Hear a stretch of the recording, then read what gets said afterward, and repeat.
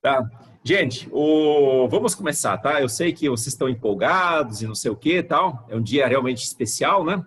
Mas nós temos que começar. Pastor Guto, por favor, dirija-nos em oração.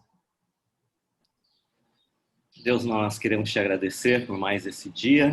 Obrigado porque, conforme a tua palavra, as tuas misericórdias se renovaram em nossas vidas. E nós queremos viver esse dia para a tua glória, Senhor. Abençoe o dia de hoje, que é um dia de eleição, que haja muita consciência, Senhor, e que cada um possa cumprir a sua cidadania da melhor forma possível, Senhor, e realmente buscando ao Senhor. Também obrigado por este local, obrigado pelo pastor Marcos, obrigado por cada aluno que está aqui. Deus, nós queremos realmente aprender a tua palavra, Senhor, e viver essa palavra também. Nos pedimos agora sabedoria e discernimento para entendermos aquilo que o Senhor quer nos ensinar. Em nome de Jesus, nós oramos. Amém. Amém. Amém. Bom, chegamos em Tito 3, nós vamos meditar nos 6 primeiros versículos, tudo bem? E a palavra diz o seguinte: lembre a todos que se sujeitem aos governantes e às autoridades. Sejam obedientes, estejam sempre prontos a fazer tudo o que é bom. Não caluniem ninguém, sejam pacíficos, amáveis e mostrem sempre verdadeira mansidão para com todos os homens. Houve tempo em que nós também éramos insensatos e desobedientes. Vivíamos enganados, escravizados por toda espécie de paixões e prazeres. Vivíamos na maldade e na inveja, sendo detestáveis e odiando uns aos outros. Mas quando da parte de Deus, nosso Salvador, se manifestaram a bondade e o amor pelos homens, não por causa dos atos de justiça por nós praticados, mas devido à sua misericórdia, ele nos salvou pelo lavar regenerador e renovador do Espírito Santo, que ele derramou sobre nós generosamente, por meio de Jesus Cristo, nosso Salvador. Até aqui. Amém. Muito bem, eu vou fazer aqui o compartilhamento de tela. Tá certo. Bom, o apóstolo Paulo, quando ele escreve para Tito, ele vai dar aquelas orientações gerais para Tito. Seja as orientações sobre a questão da conduta dos presbíteros, a conduta do bispo, a conduta dos irmãos de uma maneira geral. No último capítulo, nós trabalhamos sobre algumas responsabilidades sobre homens mais velhos, mulheres mais velhas que deveriam orientar as mais jovens, sobre jovens e também sobre os escravos. Agora, nós temos uma orientação aqui geral, sobre a maneira de exercermos cidadania. Sobre a maneira de exercermos cidadania. Tá? Já começa dessa maneira. Ele diz, lembre a todos que se sujeitem aos governantes e às autoridades. Sejam obedientes. Estejam sempre prontos a fazer tudo que é bom. É bastante sugestivo que num dia de eleição nós vamos começar tratando justamente sobre esse versículo. E Paulo, ele diz para Tito o seguinte, lembre a todos. Lembrar significa invocar a memória. O fato, irmãos, é que nós somos esquecidos. Rapidamente nós esquecemos, a nossa memória entra num estado de colocar algumas coisas no subsolo e ficam lá. Então, esse lembrar significa invocar a memória, chamar a memória, algo que já estava dentro dela. E essa lembrança necessária, uma vez que os cretenses eram naturalmente um povo intratável, cuja natureza era desonesta e egoísta. Nós não estamos falando dos brasileiros, tá, irmãos? Estamos falando dos cretenses. Só eles eram assim, tá? Então, eles tinham essa natureza desonesta e egoísta. Agora, quando eles se converteram, quando entraram na igreja, talvez muitos até poderiam pensar que o fato de serem cidadãos da pátria celestial, cujo rei era Jesus Cristo, os isentava de obedecerem às autoridades civis. Olha, eu sou cidadão do reino dos céus, cidadão dos céus, eu obedeço a uma outra ética. Então, eu estou desobrigado a obedecer qualquer ética ou qualquer lei deste mundo. Isso era um engano terrível naquela época, como acaba sendo um engano hoje.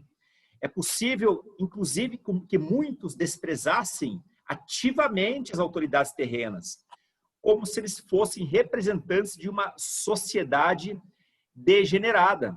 Olha só, a cabeça do pessoal. Eu acho que há pessoas que têm essa compreensão, essa percepção errada hoje. Eu sou cristão, então eu não preciso fazer as coisas que me são solicitadas neste mundo. Afinal, é um mundo que jaz no maligno e muitas vezes governado por pagãos. Bom, não é isso. O que Paulo fala é sujeitem-se. E lembrando, gente, que Paulo vai falar aqui dentro de um contexto em que Israel e grande parte do mundo antigo estava debaixo do domínio romano. O imperador aqui era Nero, era alguém muito perverso, muito perverso. Depois dele vieram piores.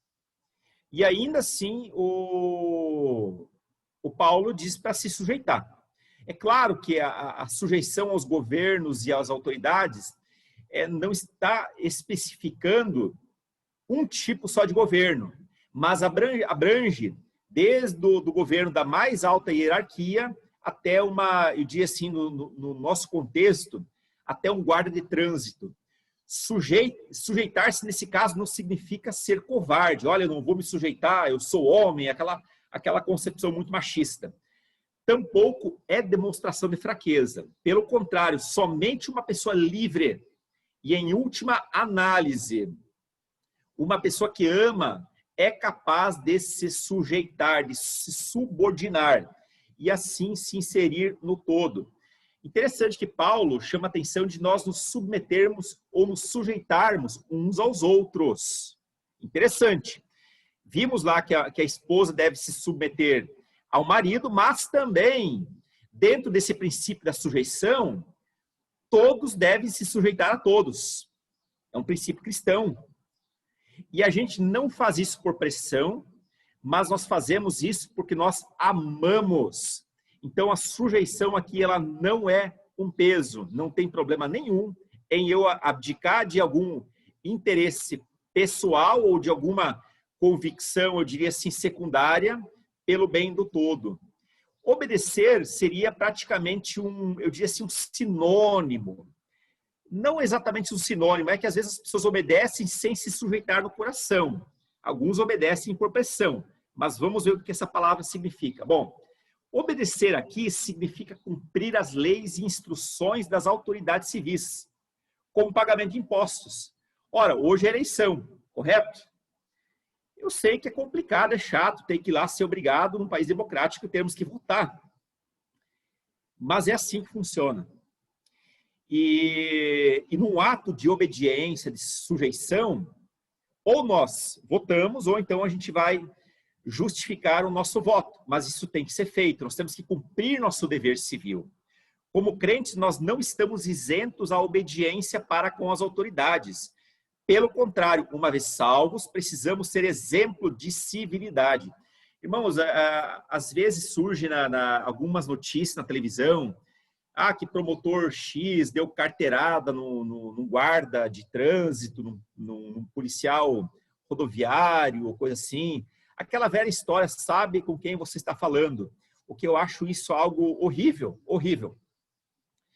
É interessante que o presidente da República, ele está sujeito também. A maior autoridade que nós temos no país não é o governador, não é o presidente, tampouco o juiz, desembargador. A maior autoridade que nós temos no país é a Constituição brasileira. É a Constituição. Então, nesse sentido, o presidente, governadores, prefeitos, vereadores, guardas municipais, Polícia Federal, de qualquer hierarquia dentro do comando, ela está sujeita a uma autoridade maior que ela. E, nesse caso, é essa Constituição que nós temos, tudo bem? Então, assim, o próprio Deus, ele exige que nós nos sujeitemos. E quando a gente se sujeita às autoridades, às leis civis, nós estamos dando um bom testemunho. Brincamos no início ali acerca de, o pastor Guto brincando com o Tsugio e a Junko, acerca de estacionar em vagas para pessoas maiores de 60 anos, né? E porque eles aparentam uma jovialidade, assim até eu diria invejável, não é mesmo? Não sei o que eles usam, né? Mas são pessoas assim muito joviais. E só que são pessoas com mais de 60 anos, tudo bem. Mas quantas vezes a gente vê pessoas que estacionam seus carros em vagas que não deveriam estacionar? Seja de pessoas deficientes, pessoas com necessidades especiais, locais de grávidas, locais de idosos. Quer dizer, isso é um tipo de desobediência civil e a gente não deveria incorrer nesse ato. Então, a obediência a Cristo, nesse caso, deveria fazer do crente o melhor cidadão no mundo. Ou seja, Cristo é o fio condutor, é o exemplo maior que nós temos, e a nossa obediência a Cristo e o próprio exemplo de Cristo ao obedecer deveria fazer de cada um de nós um cidadão melhor do mundo, dando ele exemplo às autoridades civis, ao invés de demonstrar desrespeito. E eu incluo isso, irmãos, inclusive naquelas longas discussões de redes sociais, em que crentes ficam xingando o presidente de partido A ou B e tal. Em rede social, é o mesmo que você gritar no meio da rua, né? Chamando o presidente disso, daquilo, né? Não importa se nós concordemos ou não concordemos, se houve corrupção ou não houve corrupção, mas nós temos que manter uma certa, eu diria assim, cordialidade em relação a isso. Ah, mas você está querendo dizer que nós não devemos protestar? Claro que podemos protestar. Há maneiras legítimas. Passeatas, por exemplo, são maneiras legítimas de se protestar contra um governo que às vezes é autoritário ou corrupto ou de qualquer natureza. Nós não temos problemas em fazer isso, desde que isso seja feito dentro dos limites da nossa fé, aquilo que não vá ferir os princípios do nosso amor cristão. Bom, e essa obediência, sugestão, se refere aos governantes e às autoridades. A palavra grega para governantes é arcais. Arcais. O mesmo se dá com a palavra autoridade. Então, essas palavras aqui são palavras gerais que não especificam um ofício particular. De modo que todas as pessoas que forem nomeadas pelo Estado para exercer funções governamentais devem ser respeitadas. E a execução de suas tarefas deveriam ser facilitadas através da submissão e obediência daqueles sobre quem exerce autoridade. Irmãos, o que significa isso em poucas palavras? Que nós deveríamos facilitar o trabalho das autoridades. O professor, talvez, ele não se encaixaria necessariamente nessas figuras de autoridade. Mas, para mim, o professor é uma autoridade em sala de aula. Ele é uma autoridade. Então, muitas vezes, esse professor ele é desrespeitado. Ele é desrespeitado, inclusive na sua condição humana. Ele, às vezes, é vítima de racismo, a mulher é vítima de machismo e por aí vai. Inclusive, um professor, no exercício da sua função, ele sempre deve ser respeitado, porque ele está ali autorizado, aí vem a palavra autoridade de uma maneira mais abrangente. A autoridade é aquela pessoa que foi autorizada para desenvolver um tipo de função. É isso. Nesse sentido, um vereador é uma autoridade no sentido de que ele foi autorizado para desenvolver aquela função. O mesmo se dá com o juiz, o mesmo se dá com o prefeito, com o presidente e assim por diante. Tá? Muito bem. Então, trata-se aqui de palavras gerais que não vão especificar um ofício particular, de modo que todas as pessoas que foram nomeadas pelo Estado para exercer funções devem ser respeitados E a nossa submissão e obediência deveria ser um facilitador dessas atividades. Bom, há casos em que a obediência a Deus, ela tem que estar maior do que a autoridade humana. Em casos, por exemplo, em que pessoas são levadas a cometer fraude, idolatria, ou simplesmente o governo diz a partir de hoje não se deve mais adorar-se Deus, como aconteceu lá no tempo de Daniel e de seus amigos Sadraque, Mesaque e Abednego. Tá? Então, há situações em que a gente vai ter que optar em servir a Deus para nós não desobedecermos aos leis do Senhor.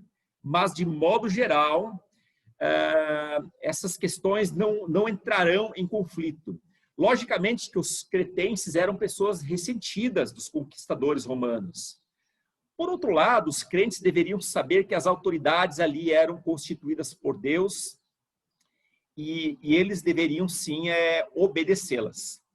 E aí ele vai falar o seguinte: prontos para toda boa obra. Olha só o que diz o versículo lá em cima. Lembre a todos que se sujeitam aos governantes, às autoridades, e sejam obedientes, estejam sempre prontos a fazer tudo o que é bom, ou estejam sempre prontos para fazer toda boa obra, que é uma tradução possível. Aqui o zelo da igreja em boas obras, e a gente já discutiu isso em Tito 2,14, deve ter efeitos para o bem-estar de todo o povo, de todas as pessoas. Eu não vou fazer, então, uma boa obra para me promover, mas eu vou fazer essa boa obra baseada em dois princípios, ou até três: glorificar a Deus, porque eu sou salvo, e também para o bem-estar das pessoas. Essa é a exigência decisiva para toda a ética social no Novo Testamento. Podemos supor que a vida diária envolve muito mais que a vida piedosa. Aliás, a vida cristã é muito mais do que apenas orar. Embora a oração, leitura da palavra, jejum e tudo isso são coisas muito, muito importantes. Mas não é só dessa vida piedosa que se trata, mas é uma vida diária que inclui trabalho honesto na comunidade, onde cada um possa prover o que é necessário para a sua sobrevivência. E assim ser elemento útil e prestativo na comunidade. Inclusive em momentos de catástrofes, ou essa pandemia que a gente está vivendo. Quer dizer, se todos nós pudermos trabalhar, termos nosso sustento, nós teremos reservas para atender às necessidades de outros quando os outros tiverem falta delas. Em relação às catástrofes, incêndio, pragas, enchentes, pandemias e assim por diante, são casos em que os crentes deveriam atender ao apelo do governo e se destacarem nessas tarefas. Boa obra também pode significar todo o trabalho voluntário que tem por objetivo o bem-estar do próximo. Tá? Esse seria um benefício ou um significado muito importante daquilo que se chama de boa obra. E aí vem alguns conceitos de um tom, eu diria assim, um pouco negativos aqui. Porque ele começa com a palavra não. Não caluniem ninguém. Sejam pacíficos, amáveis e mostrem sempre verdadeira mansidão para com todos os homens. A palavra não caluniar ninguém, interessante, ela é derivada da palavra grega calúnia aqui, de blasfeme, que é de onde se origina a palavra blasfêmia, que significa insultar, caluniar. Quando nós blasfemamos contra o Espírito Santo, e aqui eu falo nós no sentido geral, quando se blasfema contra o Espírito Santo, que é o único pecado que não tem perdão de acordo com a palavra no Novo Testamento, significa que nós estamos insultando, estamos caluniando o Espírito Santo. Ora, não é apenas o Espírito Santo, Deus ou Jesus Cristo que são alvos da blasfêmia. Pessoas também podem ser alvos de blasfêmia.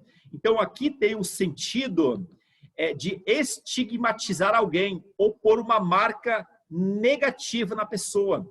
Quando eu blasfemo, quando eu calunio, quando eu insulto, quando eu monto toda uma narrativa negativa sobre algo que a pessoa não fez, eu estou blasfemando contra ela. Bom, em geral, a Bíblia usa o termo blasfêmia como um ataque verbal contra Deus, Cristo ou Espírito Santo, e isso já foi explicado. E nesse contexto, irmãos, a blasfêmia tem um sentido de uma fala insultuosa contra a reputação das pessoas. É quando aquilo que falamos contra alguém, no sentido de depreciá-la, é algo mentiroso.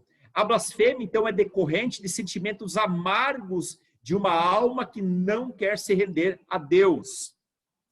E essa blasfêmia, muitas vezes, ela está associada ao ódio e à própria inveja. E a gente vai ver isso um pouquinho mais para frente.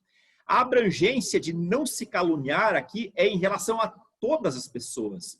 O crente que é correto não tem duas formas de comportamento, uma na igreja e outra fora dela. Aqui todos os cretenses recém-convertidos, é possível que eles tivessem a tentação de ridicularizar os pagãos na sua forma de adoração. No entanto, não é sábio falar com desprezo, ainda que não concordemos com a forma de adoração do outro. Conquistaremos pessoas para Cristo por meio de uma atitude graciosa e uma vida santa, cheia do poder do Espírito Santo. Irmãos, muitos evangelismos no decorrer da história foram exercidos com uma fala extremamente, eu diria assim, negativa contra os católicos, no sentido, inclusive, de depreciá-los. Eu mesmo fui evangelizado, em certo sentido, dessa maneira. E eu me lembro, lá no início dos anos 90, um pastor da Universal, em rede nacional de televisão, ele chutou um objeto de culto dos católicos, uma estátua, uma santa para os católicos. E isso deu uma repercussão horrível, horrível. Nós não precisamos tomar esse tipo de postura. Nós não vamos converter ninguém chutando o objeto de culto dos outros. Eu moro aqui num bairro muito próximo, tem uma encruzilhada, e volta e meia eu vejo lá num entroncamento, assim, numa encruzilhada, algumas oferendas de cunho, eu diria assim, espírita. Eu nunca vou chutar aquilo, e não é por medo, de jeito nenhum, mas é por respeito àquelas pessoas. É por respeito. É objeto de adoração delas, aquilo é adoração delas, eu preciso respeitar, ainda que eu não concorde em nada naquele formato, mas eu não vou levar ninguém à conversão falando depreciativamente, ou então chutando os objetos de culto dessas pessoas. Tá? Então, assim, ter um cuidado muito grande. Eu, quando falo, por exemplo, de algum aspecto doutrinário no culto, seja de católicos, de presbiterianos ou outras pessoas, eu procuro sempre fazer isso, irmãos, de uma forma muito respeitosa. E eu vou confessar que isso foi algo que eu fui aprendendo ao longo da minha vida ministerial. Eu não era assim no início. Lá no início da minha vida de convertido e ministerial, eu muitas vezes fui bastante incisivo, até eu diria assim, desrespeitoso. Mas eu fui aprendendo. Hoje eu reconheço que os presbiterianos são nossos irmãos, ainda que nós não concordemos com todas as doutrinas deles. Que entre os católicos há muita gente que é piedosa, que é convertida, que é salva. E eu não concordo com muitas doutrinas deles. Tudo bem. Nós vamos tentar, nos aliar naquilo que fica bom dos dois lados. Nós não precisamos depreciar. Eu já fui convidado para pregar em missa lá em Minas Gerais, né? E eu fiz isso e foi um momento tão bacana, tão bacana. Há aquelas pessoas que dizem que ecumenismo é coisa do diabo e não sei o quê, não sei o quê. Depende. Eu não sei se eu ainda não fechei a questão. Agora, atribuir tudo a coisa do diabo, eu acho bastante complicado, sabe? Às vezes é um erro teológico, às vezes é alguma outra coisa, mas tudo ficar atribuindo ao diabo e dizer que aquelas pessoas são do diabo, olha, eu tenho as minhas ressalvas, eu não estou na posição de juiz. Tá? Então, assim, irmãos, destacar, eu acho que o respeito, e aqui ele vai dizer o seguinte, olha, cuidado, não blasfemem, não ficam falando mal, mas sejam pacíficos, sejam pessoas pacíficas, testemunhem. Eu não concordei com alguma coisa, tudo bem, de uma maneira muito educada, eu vou procurar conversar com a pessoa. Tá? Mas isso, sinceramente, ficar brigando, eu não nasci para esse tipo de coisa, não nesses limites da teologia, assim, de uma maneira tão brutal. E aí, a palavra que é sejam pacíficos, significa não ser briguento. Os cretenses recém-convertidos sentiam-se talvez até ansiosos por atacar os outros nos seus costumes pagãos, que é o exemplo que eu já citei, e de uma maneira muito arrogante, contenciosa. E segundo Paulo e a Timóteo, mesmo os hereges declarados, eles deveriam ser tratados com paciência, com muita paciência. Então, Paulo recomenda para Timóteo que os supervisores fossem inimigos de contenda. Agora, por outro lado, o apóstolo Paulo também, ele trata pessoas da igreja, que se dizem irmãos, de uma maneira muito dura, inclusive falando de exclusão, por exemplo, em situações em que a pessoa não quer se arrepender, principalmente em pecados abomináveis, como uma relação incestuosa. Uma relação incestuosa, uma relação entre pais e filhos, por exemplo. Não importando aqui se são pais e filhos adotivos ou não, mas entre pais e filhos, quando há esse tipo de relação incestuosa. Então, agora com os hereges, olha, tolerem, porque eles não conheceram Cristo ainda. Então, vão ter um pouco de paciência aqui. E aí ele fala assim, amáveis, sejam amáveis, pacíficos e amáveis. Tem o sentido de alguém que é cordato, alguém cujo coração está aberto para o outro. E é um atributo de uma pessoa que é gentil, de uma pessoa assim, moderada, equilibrada, que não é aquela pessoa que é radical, assim. Houve cristãos radicais no sentido de pessoas extremamente intolerantes, como há ainda hoje. Nós passamos por um momento, por exemplo, de Inquisição, e até antes da Inquisição, em que os que não eram crentes, eles simplesmente ou eram obrigados, até muitos morreram, né, por não adotarem a fé. Mas a palavra fala que nós temos que ser amáveis, gentis, pessoas moderadas, tolerantes, maleáveis, pessoas mansas. Não significa, irmãos, que nós temos que concordar com o erro, com uma teologia errada. Não é isso, não é isso. Mas respeitar profundamente a outra pessoa. Porque é isso que vai abrir essa cortina e vai levar a pessoa a me ouvir e me respeitar também. E ele vai continuar, mostrem sempre verdadeira mansidão. Significa que há um tipo de mansidão errônea. Aqui trata-se de alguém brando, trata-se de alguém cortês. A qualidade da mansidão aqui, e cortesia, ela é contrária à irritabilidade. É claro que às vezes nós nos sentimos irritados, irmãos. Tá? Às vezes acontece isso. Às vezes são questões hormonais, às vezes é o clima. Nós não vamos estar assim como uma água mansa o dia inteiro. Muitas vezes nós vamos nos sentir irritáveis. Mas aqui ele trata de vícios. Vícios. Depois eu vou entrar um pouquinho nisso. Os filósofos antigos, filósofos morais, eles trabalhavam muito com os vícios morais. E a irritabilidade pode entrar nisso, assim como o ódio, assim como a violência, a insolência, a arrogância. E é algo que é o contrário das boas virtudes. Então, aquela pessoa que sempre está irritada, sempre está assim, soltando fogo pelas ventas, é uma pessoa que se viciou nisso.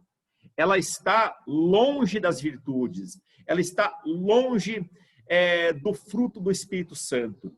Trata-se aqui, essa pessoa mansa, de alguém cujo trato é calmo, modesto, gentil, paciente, para com todas as pessoas. A conduta do crente deve ser sempre uma demonstração da sua perfeita confiança em Deus. Ok, eu fui insultado, mas eu confio na justiça do Senhor.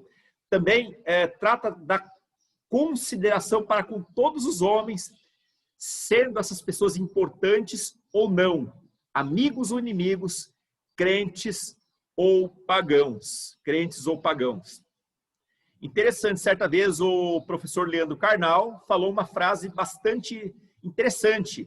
Se você quer ver o caráter de uma pessoa, vê como ela cumprimenta o presidente da empresa e se ele cumprimenta a pessoa que trabalha na limpeza. Muitos cumprimentam pessoas de um alto escalão, mas ignoram as pessoas de um escalão mais baixo na hierarquia. Lembrando que todos ali fazem parte para que a empresa A, ou B ou C avancem. Todos ali são muito importantes. Eu vou contar uma historinha, eu não sei se é uma história verdadeira ou se é uma história fictícia, mas ela ajuda. Diz que um pesquisador foi conversar com os funcionários daquela agência espacial americana, a NASA, que é uma agência do governo americano, e perguntou para aqueles cientistas de mais alto escalão, qual que é a sua missão aqui nessa empresa? Ele falou assim, a minha missão aqui é mandar o homem para o espaço. Interessante, mandar o homem para o espaço. Aí ele entrevistou algumas pessoas, entrevistou a funcionária que fazia café e perguntou qual que é a tua missão aqui na empresa. E ela respondeu o seguinte, a minha missão aqui na empresa é ajudar a mandar o homem para o espaço, a levar o homem para o espaço. Interessante. Alguém rapidamente poderia dizer o seguinte, que a missão dela é fazer café. Café é uma das atividades que ela faz para melhorar o ambiente, para que os cientistas tenham um ambiente bom, para que o trabalho deles seja feito com excelência e que não haja acidentes. Irmãos, a nossa missão nesse mundo é agradar a Cristo, seja numa hierarquia e posição muito alta ou uma posição, eu diria assim, mais pequena dentro dessa hierarquia. Lembrando que todas as funções são muito importantes. Houve tempo... agora vamos passar para vocês. Vamos passar para vocês. Eu quero saber se há algo que você gostaria de refletir sobre o que foi falado, ou algo que você gostaria, nesse momento, de compartilhar de uma maneira bastante rápida. Existe alguma coisa? O que Deus falou com você até aqui?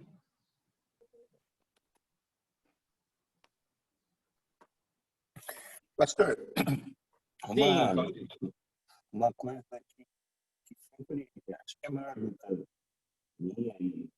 Nós não estamos ouvindo você, Claudinei.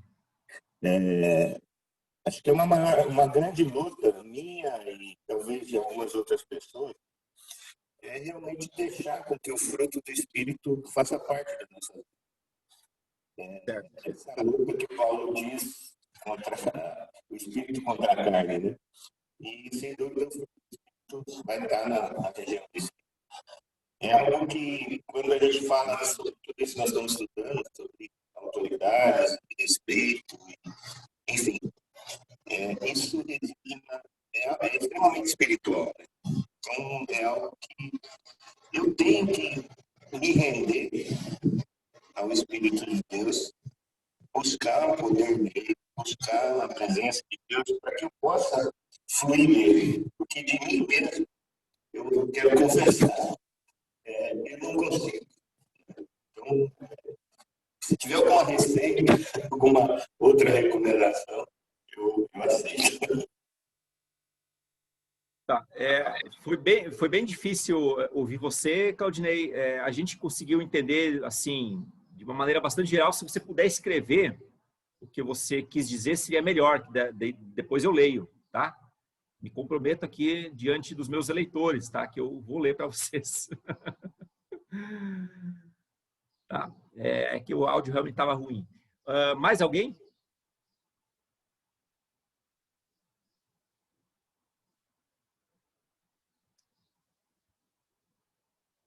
O Edivan escreveu: temos que saber respeitar as diferenças de crenças e religiões para não entrar em conflitos, até mesmo dentro da própria família e sociedade. É verdade.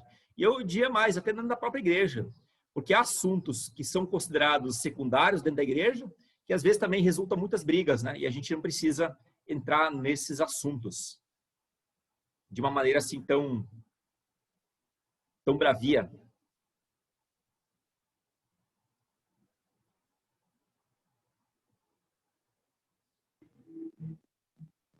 Mais alguém?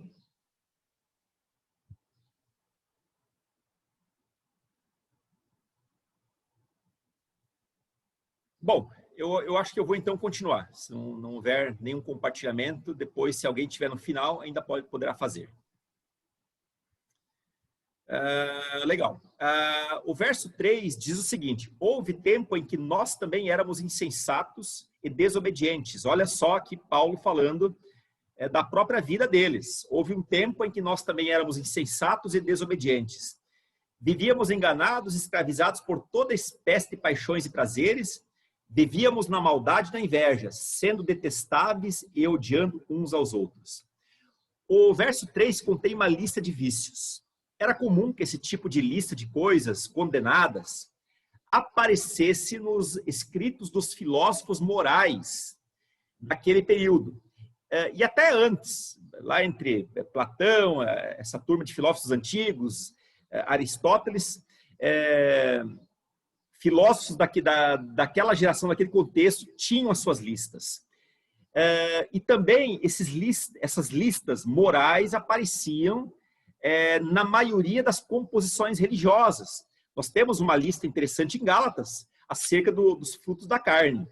Os tipos de vícios que aparecem aqui fazem referência a um tipo de vida anticristã que caracterizava uma vida dentro do paganismo. Quando entregamos nossas vidas para Cristo, nós somos salvos e santificados. E isso vai conferir vitória aos crentes sobre os vícios. Interessante que ele vai chamar paixões, prazeres, insensatez, desobediência, maldade, inveja e assim por diante, de vícios. Vícios. Eles são pecados bastante específicos, que a gente vai aprendendo isso e vai fazendo todo esse tipo de pecado como se fosse algo natural. Só que é o seguinte: quem se entrega aos vícios como os pagãos, será julgado como os pagãos. Não há salvação, irmãos, sem uma vida santificada. Aliás, a busca pela santidade é uma constante na nossa vida. E ela precisa levar todos os dias ao longo de uma vida inteira. Por isso que a vida cristã, ela é pontual no momento em que nós aceitamos Jesus, mas é um andar com Cristo. Ontem eu tentei destacar isso na mensagem, quando eu falei sobre a primeira multiplicação dos pães, em que os milagres, eles vão acontecendo no nosso caminhar com Cristo. Então, é um caminhar que não deveria ser, de maneira nenhuma, interrompido por esse tipo de conduta. Nas palavras do pastor Dietrich Bonhoeffer, foi um pastor alemão que, inclusive, lutou ativamente contra o nazismo, e ele morreu no início de abril de 1945, um pouquinho antes dos aliados invadirem Berlim. Ele foi enforcado. E foi um grande teólogo. O pai dele foi um neurocientista. Nasceu lá já no século XIX, morreu ali talvez meados do século XX. E ele chama essa conduta de graça barata, ou seja, uma vez que eu sou salvo, então eu posso fazer o que eu quiser, porque Cristo me salvou. Então nada pode me excluir dessa salvação. Ele chama isso de graça barata. Uma pessoa verdadeiramente salva, ela não vai se entregar aos vícios e prazeres, ainda que ela dê uma escorregada em certos momentos em que ela vai precisar ser disciplinada, até para poder corrigir a rota. E nesse caso, o significado profundo de disciplina é corrigir a rota, não é expor ninguém, nada disso, mas é dá um tempo para que a pessoa reflita, pense, se arrependa, se reconstrua na sua alma, tá? Então, uma pessoa salva, ela vai por esse caminho, mas ela vai evitar os pecados.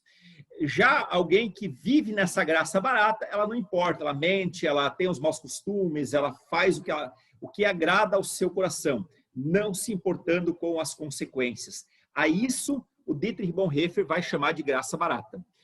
E também, um desses vícios aqui são pessoas que eram insensatas, e Paulo se coloca alguém que foi insensato. O insensato quem que é? É o tolo, é o idiota. O idiota vem de idios, que é algo próprio de si. É aquela pessoa que olha para o seu próprio umbigo. No contexto grego, o políticos era alguém que olhava para o todo, para os outros. O idiotes era alguém que olhava para si, para o próprio umbigo. É uma pessoa insensata. Ela não tem entendimento do próprio enredamento, da armadilha ou da perdição pessoal. O aspecto sedutor do pecado da insensatez é que ele amortece, ele anestesia a percepção da pecaminosidade, ou aquilo que eu escrevi, da gravidade do pecado. A pessoa perde essa noção da gravidade do pecado, tá certo? E isso é tudo em função dessa insensatez. Por isso que a providência salvadora de Deus precisa encontrar a pessoa no seu estado para poder resgatá-la. A incompreensão, o senso obscurecido, é característica da alienação de Deus. Também os que foram iluminados e libertos da sua incompreensão podem ser mais uma vez obscurecidos e enfeitiçados pela velha natureza. Muitas vezes, irmãos, de formas novas e até religiosas, que são aparentemente inofensivas, tem traço de religiosidade, mas no fundo é uma grande insensatez.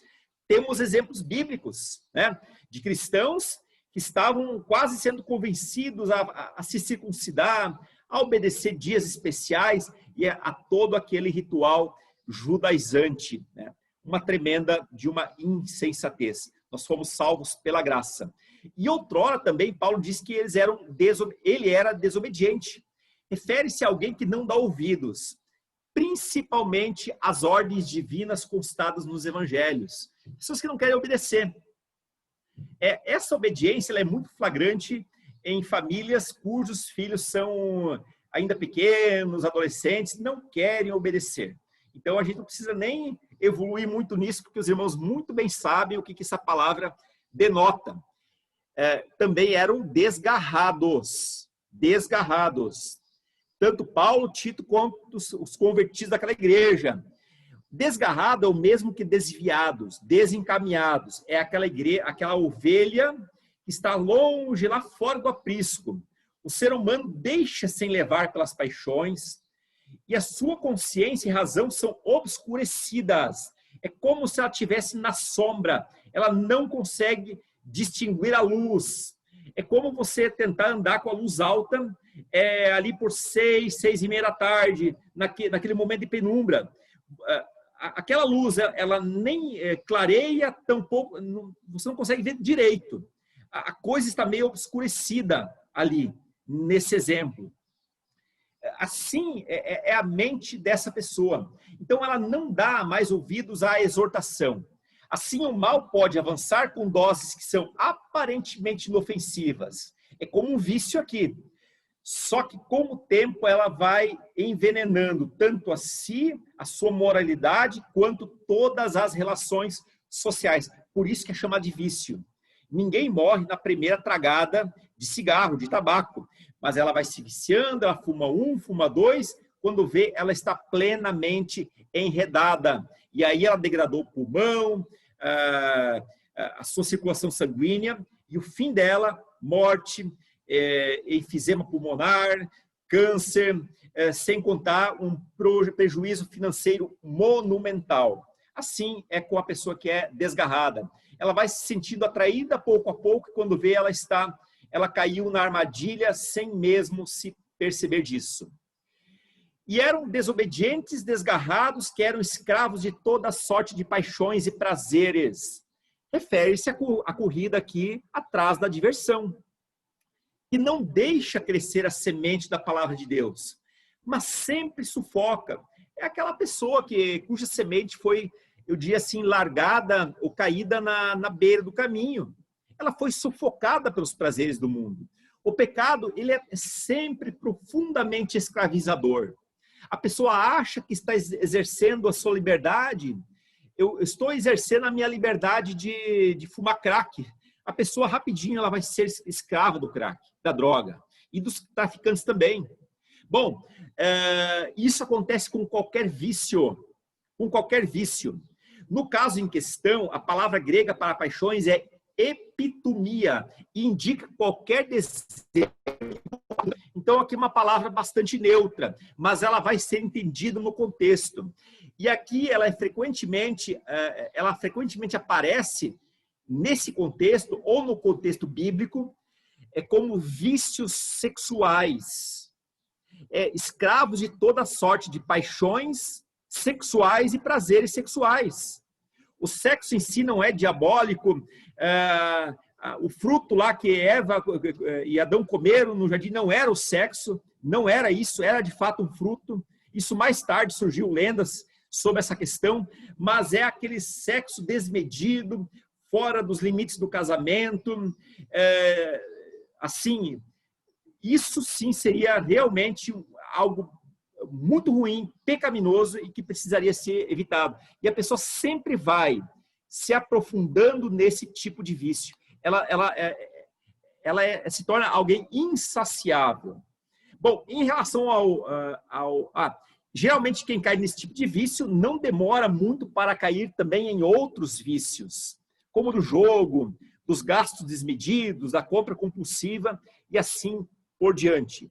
Já em relação aos prazeres, do grego hedone, o que está em foco são aqueles prazeres de natureza ilícita, como abusos sexuais, alcoolismo e devassidão de toda sorte. Os pagãos entendiam essas coisas como prazer, mas são contrárias ao bom senso e ao que é moralmente próprio. Da palavra grega hedone, surge um termo muito familiar para nós, que é hedonismo, que é a filosofia que ensina que os prazeres são o alvo e o propósito da existência. Ou seja, eu busco o prazer pelo prazer. Busco prazer pelo prazer e eu não me importo com as consequências. Se isso vai machucar uma pessoa, se em nome do prazer alguém vai ficar doente, alguém vai ficar machucado, ou coisa desse tipo. Tá? Então, a palavra aqui para prazer é hedone, que dali resulta a nossa palavra hedonismo. Então, a pessoa hedonista é a pessoa que vive do prazer pelo prazer em si. Ela gasta a sua vida nisso. E aí diz que as pessoas viviam na maldade e inveja. Maldade refere-se a uma ruindade ativa. Nós, claro, somos inerentemente maus, nós pecamos contra Deus, mas aqui se refere de uma ruindade ativa, não somente desejar o mal, mas também praticar o mal. Aquela pessoa que já acorda de manhã com uma mente má, pensando em enganar, em machucar, em fazer o mal para o outro. A palavra maldade, nesse contexto, é originada do grego kaki, ou kaki, que vem do substantivo kakos, que significa malícia, de espírito enganador e destruidor, alguém de má vontade, alguém que faz as coisas pelo prazer de fazer o mal, praticar a maldade. Essas seriam ações pervertidas com base em uma natureza pervertida e odiosa. A palavra ciúme, que aparece no texto, por sua vez, significa olhar contra alguém. Interessante. Ciúme não significa apenas olhar para alguém e desejar o que ela tem. Mas ciúme, a inveja, significa olhar contra alguém, vê-lo com maus olhos, em razão do que ele é e em razão do que ele tem. É aquela pessoa que, por exemplo, alguém conseguiu comprar um terreno e ela vai olhar para o outro com ódio, com ciúme, porque na cabeça dela aquela pessoa não merecia ter tal coisa. Então ela deveria ter isso para si. Irmãos, isso é tão certo, isso é tão importante, sério, que vai aparecer lá no 10º mandamento de Êxodo 20. Não cobiçar nem a propriedade, nem a casa, nem o videogame do outro, nem a mulher, nem o marido, nada do outro. Tá? Porque a inveja denota ódio pelo outro. E isso é um espírito diabólico. A inveja é um poder socialmente tão devastador quanto o ódio, pois leva muitas pessoas a desprezarem e até, eu diria assim, agir de uma maneira falsa. A inveja é uma das formas assumidas pelo ódio, operando através da má vontade, demonstrada para com os nossos semelhantes e é indicada como uma das obras da carne lá de Gálatas. E ele vai falar o seguinte: odiando, nós éramos odiados e odiávamos uns aos outros. Aqui é o ponto mais baixo que alguém chega. Não é mais um ódio velado. Eu diria assim, um ódio talvez aparente, dissimulado. Não, é algo já muito claro. A incompreensão, desobediência, sedução, desejo, inveja, tudo isso se tornou em ódio de todos contra todos. E esse ódio está por detrás das agressões, comportamento brutal ou dureza do coração e mesmo da indiferença em relação à pessoa que sofre. As pessoas que possuem uma atitude mental viciada, odiosa, geralmente se opõem aos bons sentimentos de humanidade, de equidade, de serviço beneficente para com os outros. São pessoas destruidoras e elas não constroem nada. Aqui nós temos uma ilustração de alguém que está esbravejando aqui numa tela de computador, provavelmente conversando na rede social com alguém ou fazendo algum comentário, mas num ódio, numa irrupção de ódio muito grande. E ódio, o discurso de ódio, conforme a gente está ouvindo por aí, não é a colocação de uma opinião contrária ao outro. Infelizmente, isso também às vezes vem sendo taxado como discurso de ódio.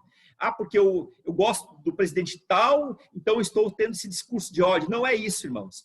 Discurso de ódio é quando eu esbravejo de um jeito impulsivo e irracional contra o outro, não respeitando o outro como pessoa, ainda que ele tenha uma percepção e um pensamento muito contrário ao meu.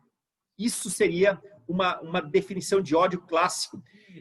E esse ódio, inclusive, levaria a fazer um linchamento, não somente virtual, mas na rua, incitando pessoas que a machuquem e talvez que até essa pessoa morra. Tá? Então, a coisa aqui ela é bastante complexa. Realmente, o ódio é algo, e a agregação de todos esses comportamentos que eu citei. Nós vamos ter mais alguns minutinhos, irmãos, tá? Chegamos às 10 horas, mas começamos um pouquinho tarde, então eu vou me alongar alguns minutinhos e logo nós vamos concluir isso, tá? Mas quanto da parte de Deus, nosso Salvador, se manifestar a bondade e o amor pelos homens. Quer dizer, éramos tudo isso, pessoas viciadas, odiando uns aos outros, mas quando da parte de Deus, nosso Salvador, se manifestar a bondade e o amor pelos homens. Ora, nós éramos tudo isso antes de sermos crentes. Nós éramos. Nós, inclusive, odiávamos uns aos outros. Agora não mais. A nossa condição era horrível. Realmente vivíamos para saciar uma vida de pecados, prazeres, mas Jesus, nosso Salvador, nos libertou de todos esses vícios. A palavra mas que aparece, ou no entanto, em algumas traduções, no início do versículo, indica o momento dessa mudança. Antes do mas éramos uma coisa, depois do mas somos outra coisa. Mostra o que éramos e o que passamos a ser.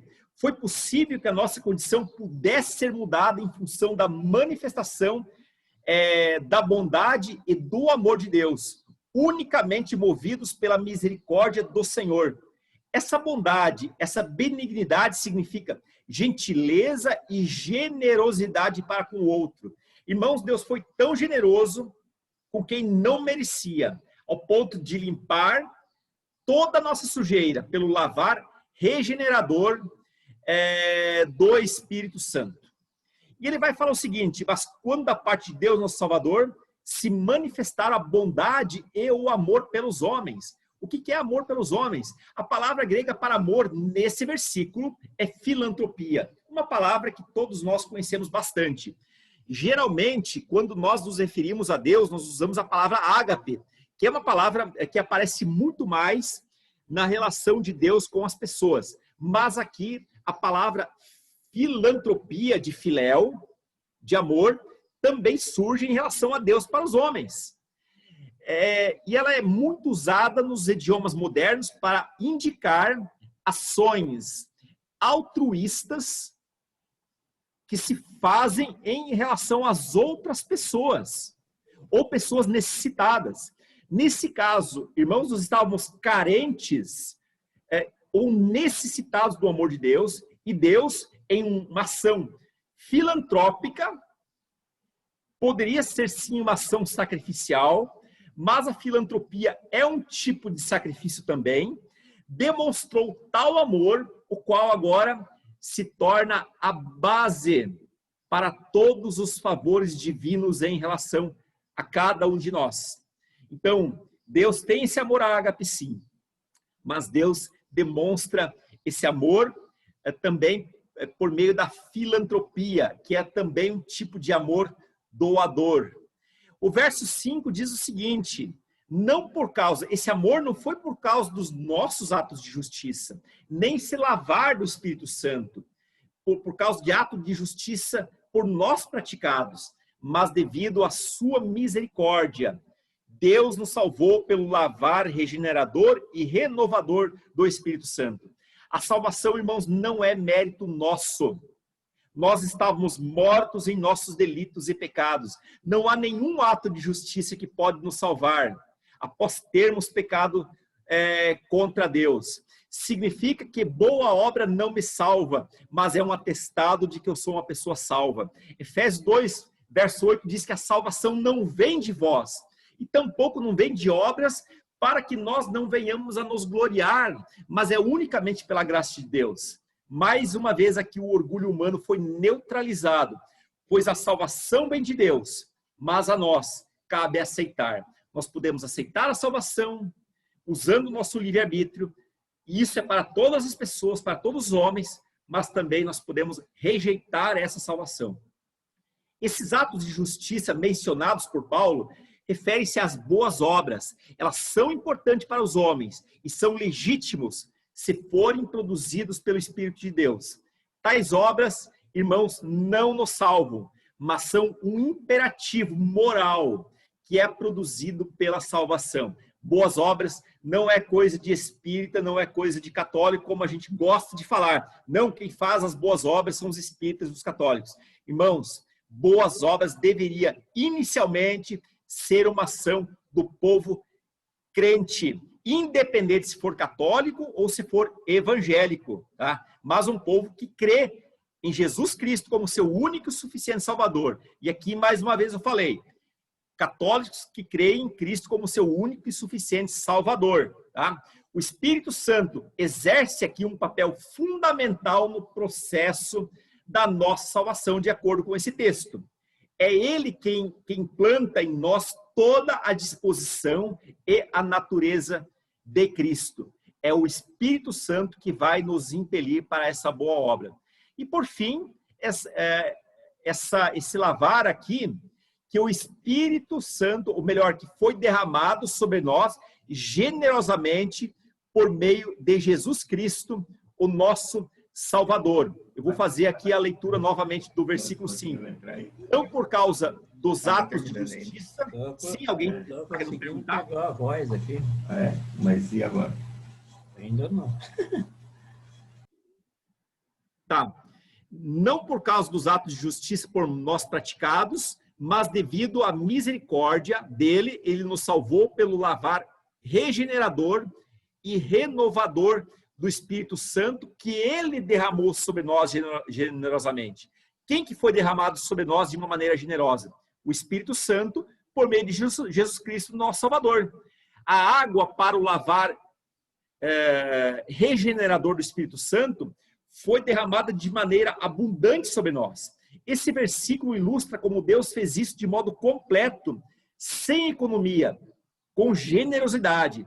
A palavra generosamente, que aparece aqui, também é traduzida como ricamente, do grego plousios, e fala aqui sobre uma abundância do suprimento do Espírito Santo.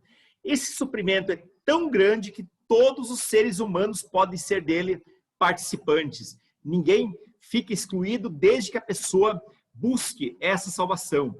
E esse milagre ocorreu por meio de Jesus Cristo, nosso Salvador.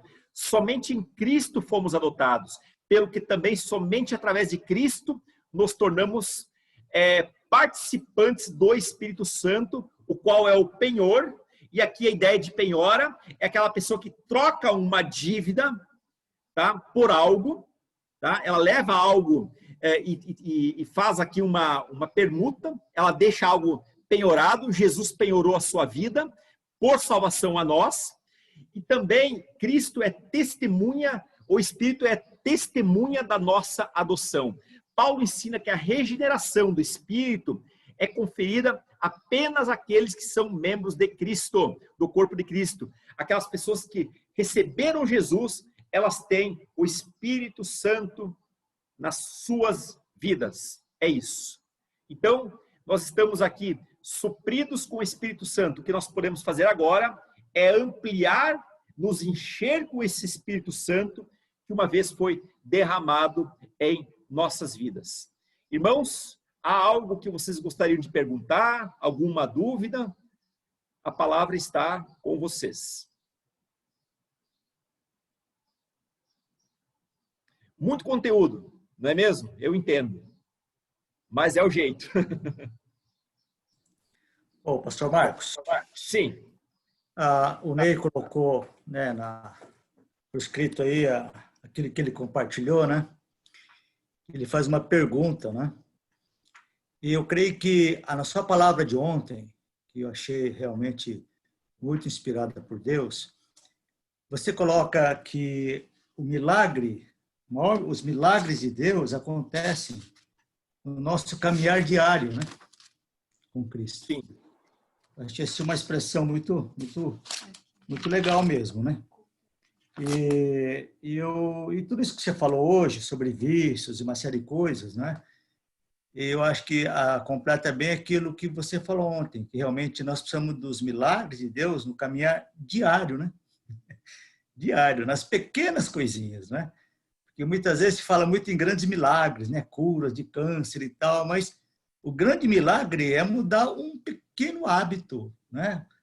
Se eu falo mal de alguém, se eu costumo falar de alguém para os outros, Deus precisa tirar isso, porque não devo falar mal de ninguém para ninguém, não é isso? Então, acho que isso é o grande milagre de Deus, realmente, é ir no dia a dia, tirando essas pequenas coisinhas que a gente sabe que está errado. Mas a gente continua, insiste em fazer, porque não coloca diante de Deus e não pede esse milagre na nossa vida, né? Para que Deus tire isso. Eu acho que a sua palavra de ontem e a sua palavra de hoje realmente se completam, e para mim foi muito interessante, muito importante. Muito obrigado, irmão Ronda. Vocês acham necessário ler o que o Ney escreveu? Um pouquinho grande, mas posso ler, tá? Ele diz aqui o seguinte: estava falando da grande batalha que tenho contra a minha carne, onde reside tudo aquilo que é oposto aos frutos do Espírito. Em mim mesmo não há natural respeito, submissão ou obediência. Daí provo sempre que me deixo andar em intimidade com Cristo e o Espírito Santo, o fluir do amor de Deus em minhas atitudes em direção ao outro. O que é raro. Em mim mesmo não tenho forças para me sujeitar e obedecer. Essa é minha realidade dia a dia. Me pego ocupado e íntimo da ansiedade e do orgulho, em detrimento da intimidade que deveria ter constante com Deus, sua verdade e seu Espírito. Como na prática vencer esta minha realidade e distância? Qual a receita para mim? me perdoe, daí ele disse que tem que sair e tal. Mas, bom, acho que o Ronda já deu a resposta aqui, né? Reafirmou. É um andar com Cristo, diário, né? É isso.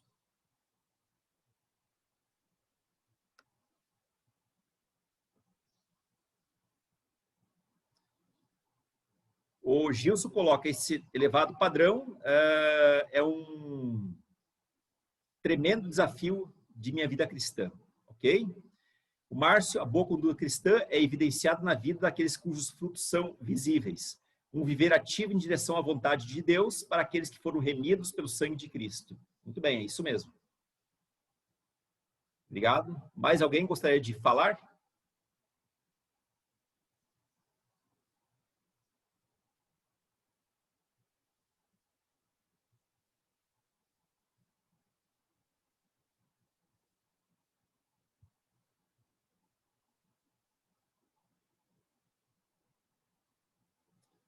Os irmãos estão preocupados com a eleição, eu acho, viu?